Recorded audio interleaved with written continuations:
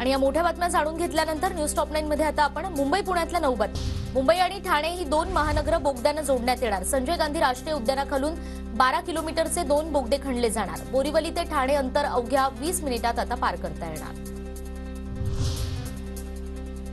मुंबईच्या भायखळ्यामधील राणीच्या बागेत उद्यानविद्या प्रदर्शनाचं आयोजन। प्रदर्शन पाहण्यासाठी पर्यावरण प्रेमींची गर्दी।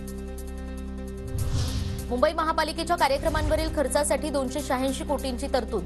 कार्यक्रमांचं आयोजन करण्यासाठी यावर्षीच्या अर्थसंकल्पात भरीव तरतूद। पुण्याच्या डेक्कन जिमखाना भागातील पूल महिनाभर बंद राहणार। दुरुस्तीच्या कामासाठी 29 फेब्रुवारीपर्यंत पूल वाहतुकीसाठी बंद। ठाणे रेल्वे स्थानकात फुकट्या प्रवाशांवर रेल्वेची कारवाई। प्रवाशांकडून 6 लाखांचा दंड वसूल। पुण्यामध्ये रेल्वेकडून फुकट्या प्रवाशांवरील कारवाई तीव्र। दररोज सरासरी 6 लाख रुपयांचा दंड वसूल। गेल्या महिन्यात तिकीट तपासणी दरम्यान 11,859 प्रवाशांवर कारवाई।